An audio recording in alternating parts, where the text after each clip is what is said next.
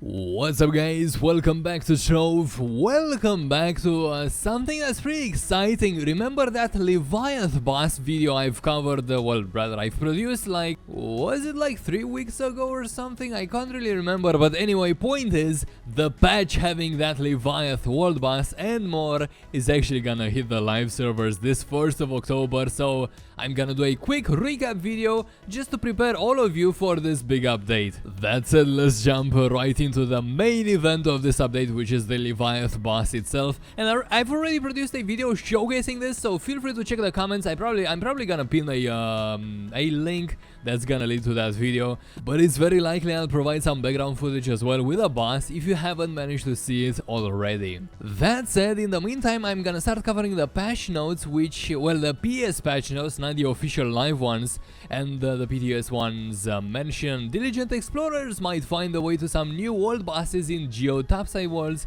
the monstrous Leviath living underneath the surface. Once more, how to get to that boss is explained in that boss video, so feel free to check it out. Now, something I haven't noticed while first hunting this boss is what it says next. There are 3 versions of this Leviathans. How do you say that at plural, I wonder? Anyway, each with their own giant and dangerous abilities. Each Leviath will despawn if it's not defeated within 15 minutes, so keep that in mind. And an interesting gimmick right here, the fact that 8 players who defeat, or rather the 8 players who defeat the most Leviath each day will receive an ego potion, and this is quite funny. Apparently this ego potion can be used to temporarily increase the size of the player's head. Well, guess it kind of does what it says in the name there. It's an ego potion that's gonna increase your head. Can't wait to see that in the live servers. Now, here's another useful thing with this Leviath boss. It says right there, defeating a Leviath gives a chance, or rather an increased chance, of dropping Crystal 3. Considering you can find Leviath bosses in Uber 8 as well, this means you can now officially get Crystal 3 from farming Uber 8 GAOTU. Not only you won't have to grind to Uber 10 anymore if you wish to get some Crystal 3 drops, but the overall drop rate, because of this boss, is now heavily increased.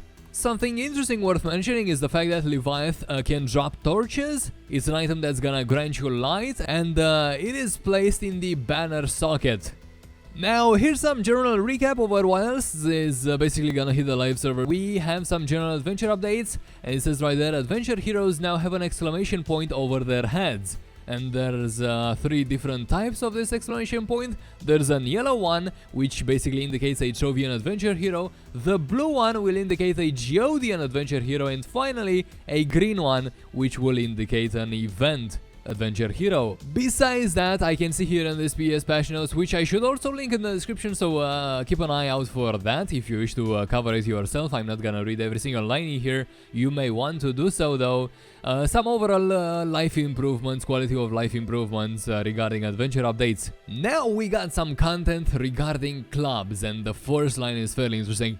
Check this out. The club daily experience cap has been increased to 100,000 for all clubs, big and small. And there's actually a ton of changes here regarding club adventures, and their main focus, as far as I understand, is to make clubs equal. For example, they aimed at making a smaller club just as competitive as a bigger one. Things like the requirement to place the repos of heroes has been reduced to club level 3, and this basically helps lower level clubs reach their desired fixtures, and there's plenty stuff that indicates they want to balance stuff out, and that's interesting. Maybe we now stand a chance of getting level 10, even though not too many people are active, or rather, if they're active, they're not really interested in helping clubs out, so that's something that, I don't know, you cannot fix that with updates, can you?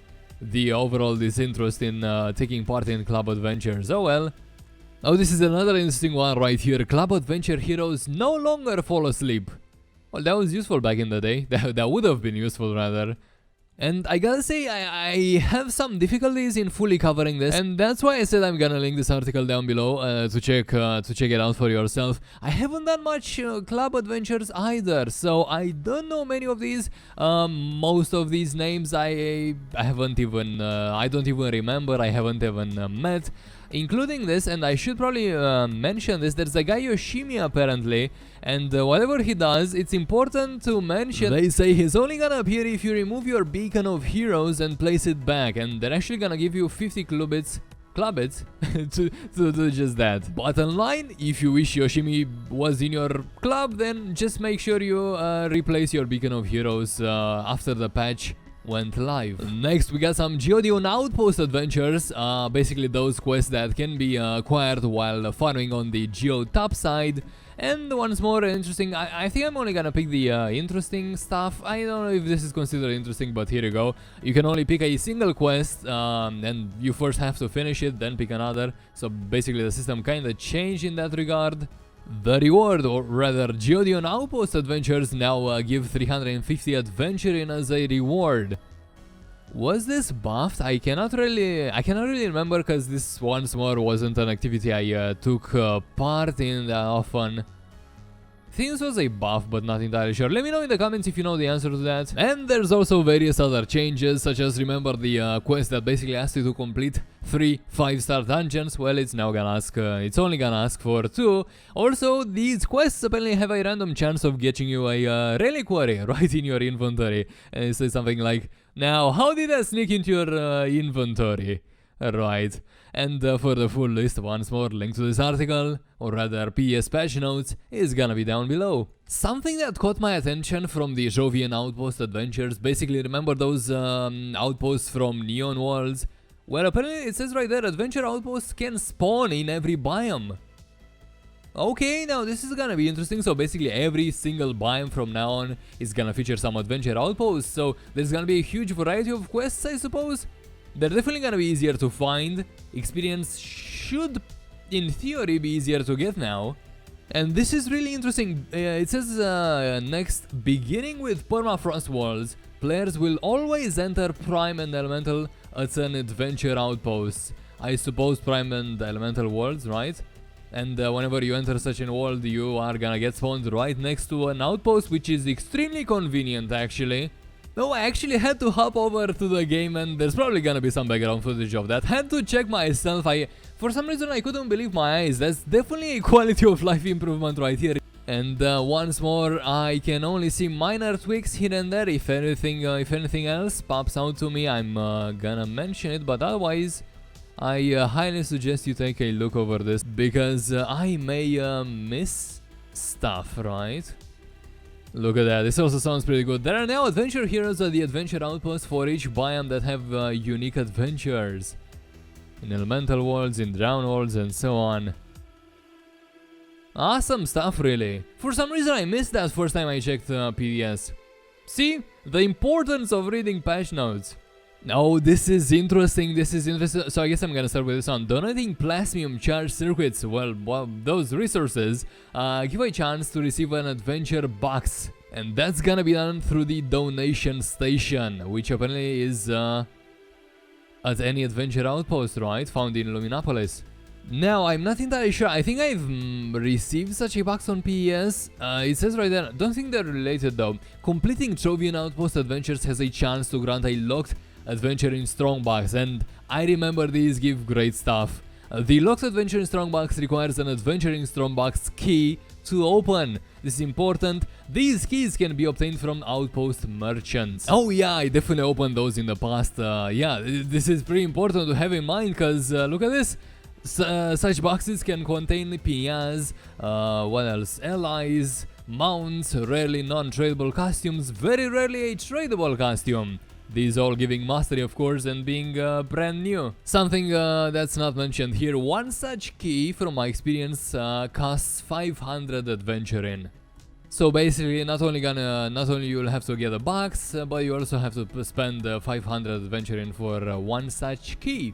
Next, we seem to have some store changes, and what's up with this? The first time each credit pack is purchased, it now gives an extra 20% more credits. Okay, good to have in mind, I suppose. There's also a level 25 pack. Purchase this pack to receive an empowered gem box of each type. plus a class boost level 25. I guess that's an experience coin or something that's gonna act like an experience coin to get your class right to level 25. Oh, it even says right there, I should probably read it. The class boost level 25 is a new item that when consumed sets the current class level, that being 25. You'll set the class level to 25 regardless of a level. Oh, okay, it cannot use the ones the class is level 25 or over. That would have been interesting. Imagine maxing my classes once more. Would that be mastery recycling, right? But of course they thought of that and that's impossible. And another idea I had in mind was answered immediately. Level 25 cannot be used on a trial class. There you have it. Next and final item in here, are these additional updates, and that's a pretty big list. I'll leave it to you. And this is, guys, pretty much it for this big update, rather consistent update that's gonna hit the servers on 1st of October. Hope this gave you an overall look over what's gonna happen to Trove within the next week. Thank you very much for watching, and I will see you on the next one.